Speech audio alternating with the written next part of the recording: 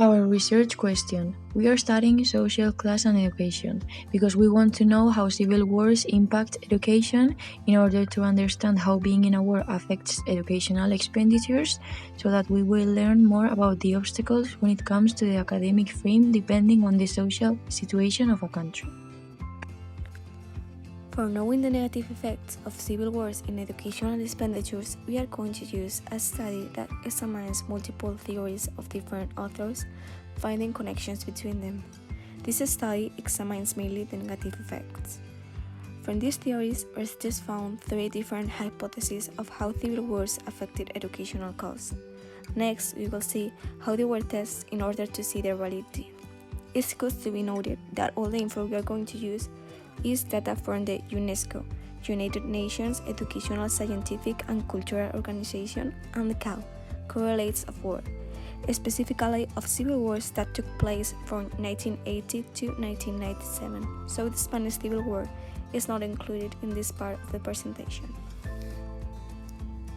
To begin with, civil wars destroyed the ability of a state to provide educational services, as governments confront direct and indirect costs. The direct ones are the military spending and the destruction of infrastructure, while the indirect ones are the loss of income due to the war, such as investing less in tourism. Indirect and direct costs destroy the education system, which reduces the educational expenditures and leads us to our first hypothesis. During periods of civil conflict, there is likely to be a decrease in education spending by the state. However, a state's investment in education after a civil war should also decline due to the loss of infrastructure and individuals, as funds are used to rebuild lost assets. So, until all damages of the war are fixed, the expenses continue to decrease. Not only that, but the study by Kang and Mirminik shows that there is often a decline in economy after a civil war, which will help limit the funds available for education, since most likely it will be invested in projects of economic development of other policies. What takes us to our second hypothesis. After a civil war, there is likely to be a decrease in education spending by the state. Another possible explanation for the decrease in educational spending is a variant of the guns for battle theory. But you might be wondering, what is the guns for battle theory?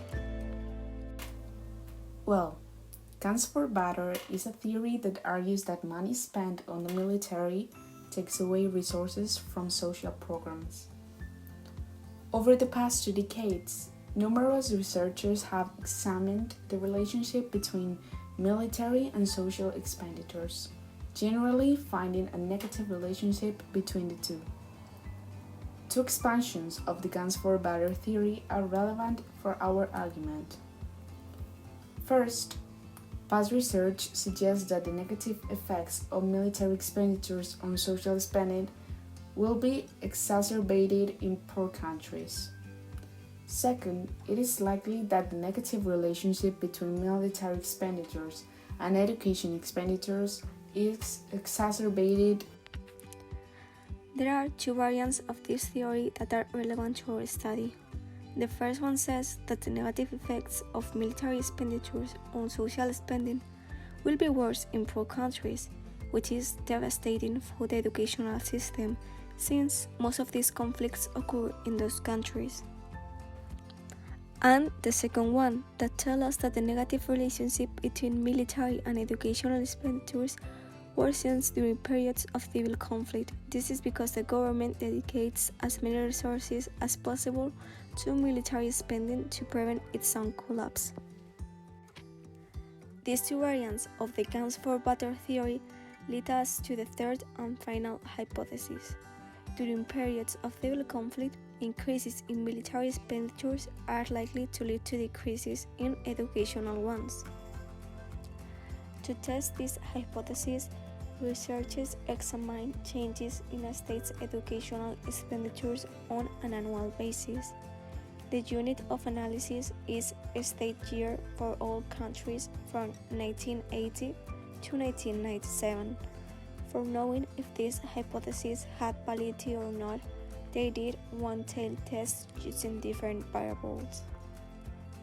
The dependent variables for hypothesis number 1 and 2 was the percentage in a state's educational expenditure from the previous year, but for hypothesis number 3, they also include the percentage in a state's military expenditure, as it was a comparison. The independent variable for hypothesis number 1 is a dichotomous variable indicating the presence or the absence of civil war in each country year.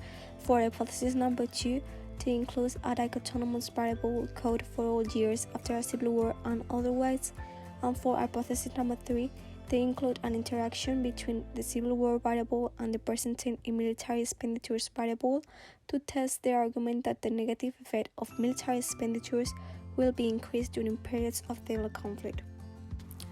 However, during the study, there were also additional variables that are likely to influence the percentage in a state's educational expenditures.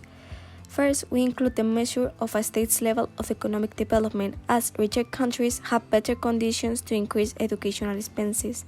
Then we have the measure of a state's regime type, as democratic governments may increase education spending to a greater degree than their non-democratic counterparts in order to boost their electoral fortunes.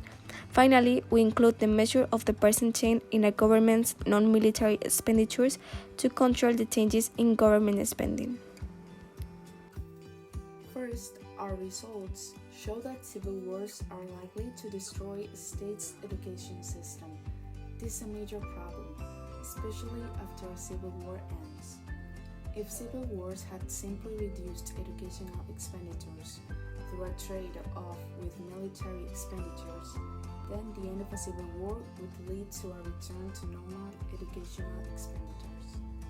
The physical destruction of schools and loss of educators, it's not something that can be easily replaced over a civil war ends.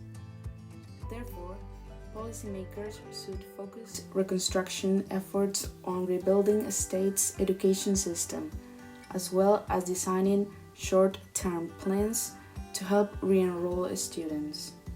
These findings also highlight the importance of preventing civil wars. Civil wars have adverse social impacts that are likely to last beyond the end of the fighting.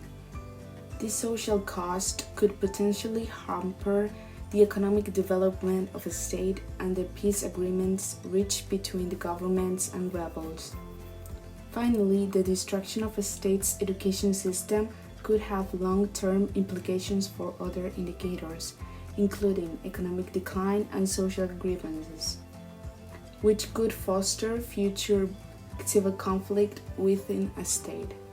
If civil war cannot be prevented, post-conflict reconstruction must be based on the understanding that civil wars are likely to have devastated a state's social institution. As a result, foreign donors need to focus on more than the implementation of peace agreements and the development of an effective government. They also need to design plans to effectively restore social institutions. How the Spanish Civil War affected education. This war was a class war that lasted from 1936 to 1939. Education was also affected by this truncated development that the country suffered. As a civil right, by the limits to the freedom of consciousness and by confessional character of the state. As a public asset, by the absence of a consolidated democracy and the enormous power of the Catholic Church. And as a social right, by the inadequate provision and traumatic inequalities in access to schooling. The policy deployed by the Second Republic, with the proclamation of the Unified School in the Constitution of 1934, the massive school building programs, and the formation of thousands of school teachers. This social and educational disaster wasn't overcome until the 50s, with the signing of the Concordat with the Holy See in 1953, which was admitted in 1955 to United Nations. With this, a school building plan began in 1956, and the Economic Stabilization Plan was launched in 1959. All these improvements allowed the country to be included in UNESCO's Regional Mediterranean Plan of 1961. Schooling and participation in the educational system. During the 20th century, Spanish society has lived a double process of expansion and lengthening of school. These two processes have been slow but constant. Now we will talk about the attendance before the Civil War and in the time following the war. For the generations that attended school before the Civil War and the first years after, at the end of the secondary cycle, only half of the school remained, and half of them dropped out at the moment. In addition, for older living generations, only the 70% of the children were provided schooling. The period immediately following the war came with a growth of total schooling, with 80.1% of the children attended school. As we can see, there is also, in reference to the access to the system, we find differences according to class origins among those born before 1939. Statistics show how many of the children of the lower classes were not schooled at all. As for manual workers' children was the 25%, for farmers was the 32%, and the children of farm laborers were the 52%, those who were not schooled at all. As for the middle classes, a minority was never schooled because they were educated at home. After the war, the rate of non-schooling drops to less than 20% overall, and close to full schooling rates are attained in the 1960s.